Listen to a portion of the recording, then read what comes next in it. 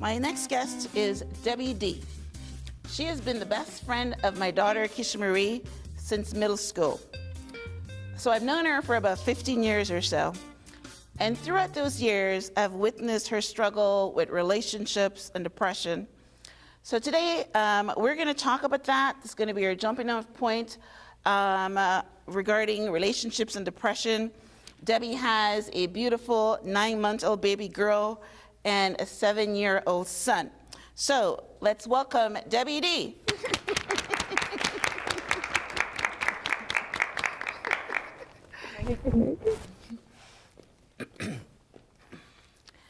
Awesome. So Debbie, I understand that you had postpartum depression after your daughter was born, and that you feel that it negatively affected your relationship with her dad. So I want to start off by asking you, what was your relationship with her dad before your daughter was born?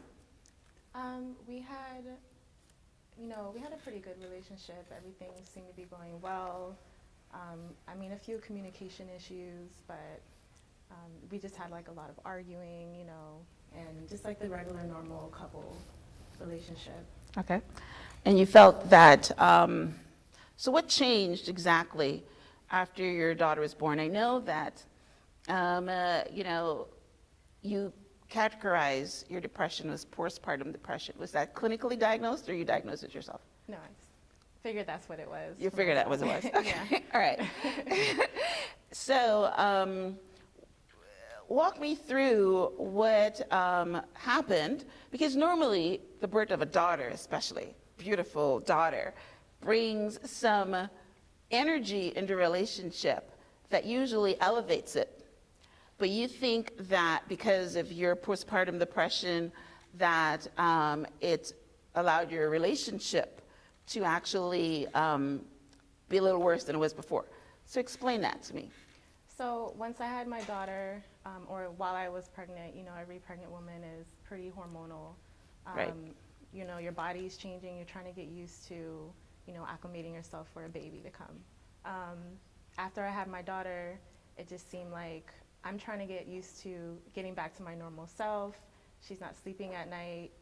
It's hard, mentally you need to sleep, and it takes a mental toll on you. Right. And, I was starting to get down. You have your 3 months off, of work, and you're home by yourself with the baby, and it's just like you have no one to talk to, and then, your boyfriend gets home, and, he's had a long day at work, and sometimes he doesn't feel like helping or, being there all the way for you. So that caused a lot of arguments, and a lot of, trust issues, like, what's going on.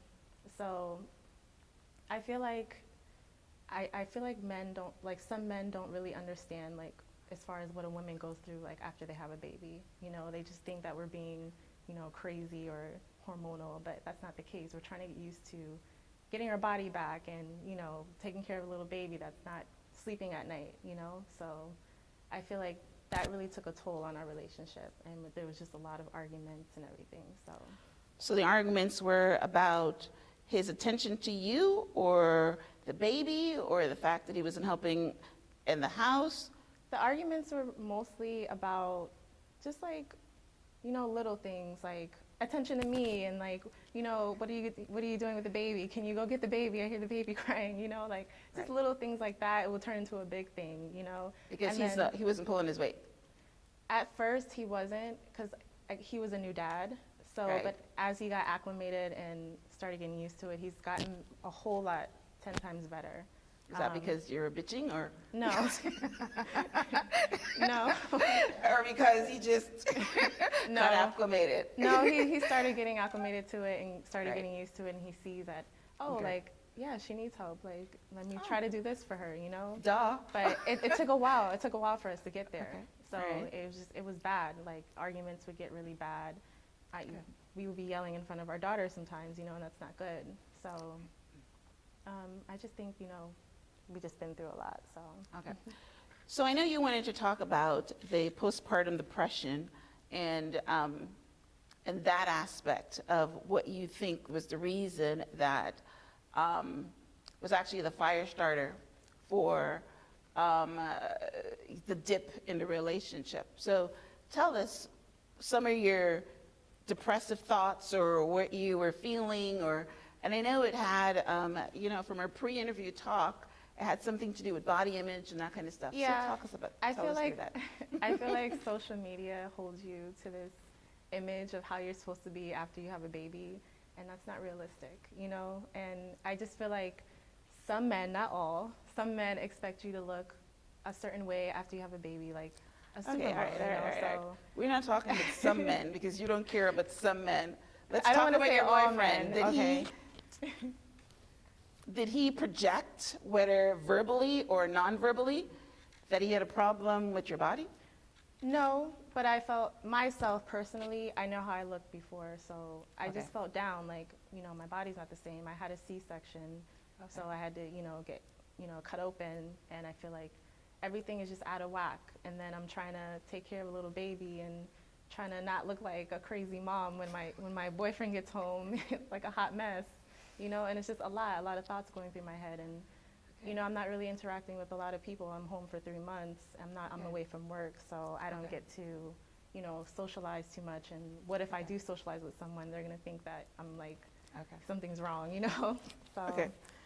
Oh, I can tell you guys that it was all in her head, because doesn't she look fabulous? She looks fabulous, and she looked fabulous like a couple weeks after she had the baby. So again, it's self-esteem issues. So self-esteem issues goes with you all through life if you don't do something about it. So the reason I asked you whether your boyfriend said something to you or you imagined it, right? Is you're looking in the mirror and you're not liking what you see. Yeah. Everybody else is, but you're not liking what you see. And then you feel, because you're not liking what you see, you're thinking that maybe he's going to go someplace else and like somebody else because you are not as fabulous as you were before the baby, right? And that precipitated a lot of the arguments, because distrust, it's connected to fear, it's connected to a lot of things. And it's an energy, right? And as the energy, like let's say he said he's going to be home at 5 and he's home at 6 and you get home and he's not paying you enough attention, your mind is going to be going like, where was he? If he picks up his phone, am I right? Am I right? Yeah, you're right. You're right, exactly. Yeah. All right. So I'm thinking that you have to start liking yourself. And you have to start liking yourself regardless of what someone else likes about you, right? You're not going to be 29 and perfect all your life. You're going to get to 40 and 50 and 60, right? And you might get fatter. You know what I mean, right? You might get some wrinkles, right? So the thing is that a lot of us have an external locus of control. An external locus of control is where your self-esteem is precipitated by what people think of you. So if somebody says you got a big fat butt and you don't like a big fat butt, you're going to think you have a big fat butt, and you're going to go and try to do something about your big fat butt, right? That doesn't happen these days because everybody wants a big fat butt. But let's say you have no butt and somebody says you're flat as a board. Maybe you might think, oh my goodness, I need some butt, right? I might go and get those injections or something so that I can have a butt, because somebody said to you that you need to have a big butt or boobs. If somebody said to you don't have enough, you might want to get some more, right? The point is, there's nothing wrong with wanting a nice butt and nice boobs if you want it for yourself, right? But if you want it because you think it's going to make you more attractive to men, then what happens, you get the big fat butt and you get the boobs, and it still doesn't work. Yeah. Because it's you. that they're connecting to. It's your spirit that they're connecting to. The outside appearance just get you in the door, right? And what happens after you get in the door is who you are as a person. So what you need to do is work on who you are as a person. And even if you have flaws, and I'm pretty sure you've seen lots of women that have really fine men, and you wouldn't consider them beautiful, right? Yeah. But he thinks she's beautiful because he's seeing something that's not necessarily the image that you're seeing, right? Yeah. He is seeing her insides. He's seeing who she is as a person. So that's where you need to get to. And you know that men love their wives regardless if they have a C-section or not, right? You do know that, right? Yeah. Right?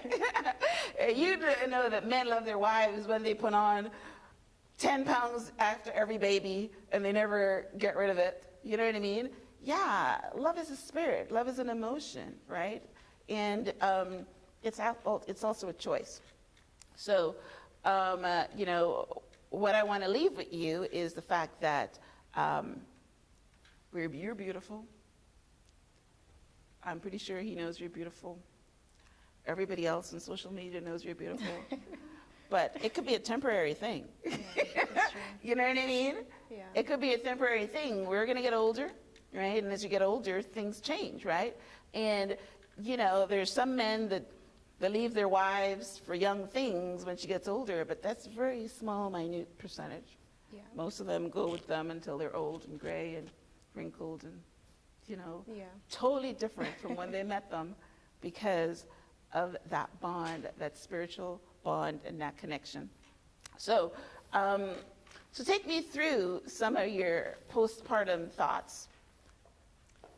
So some of them mostly were just like, you know, what like I've gained a lot of weight, you know, what if, you know, I don't look the same or like he's not as attractive to me. But then I got to a point where I'm just like, I need to focus more on my baby and focus on, you know, my career and just loving myself. That's how it works. So That's how it works. But my whole point is that, like I said, some men don't understand. We don't want to talk about some men. We want to talk about your man. Okay. Well, my man in particular. Right. My okay. man in particular didn't understand at first Right. when I had my baby. Like, he thought I was just hormonal and a crazy woman. But you probably are hormonal, And right? yeah, You we breastfed, are. right? We are. We're very. But it's just, you know, Right. I just wanted him to understand that, you know, I've been through a lot. You know, Right.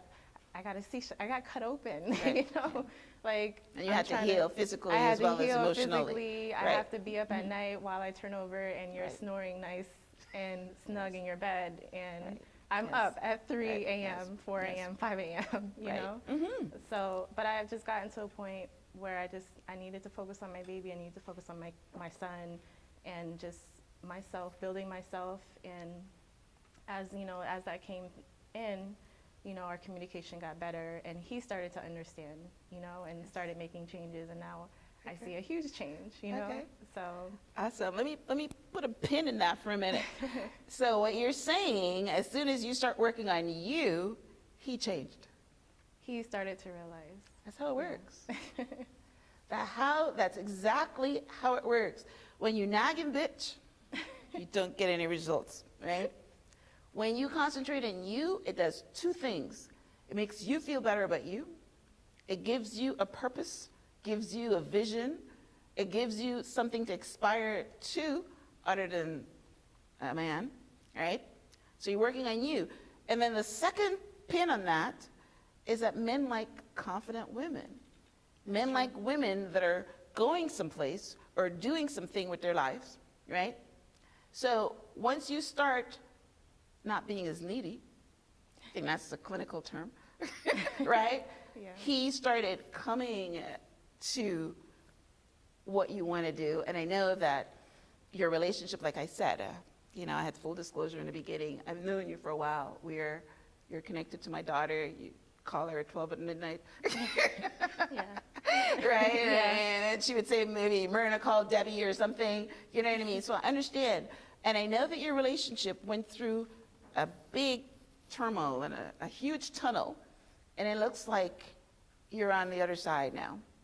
And I believe that because you changed, Yeah. and because you changed, he changed. And that's the way it works. We all have to work on ourselves first. We are, we are people that need other people. When we're in relationships, it makes us better.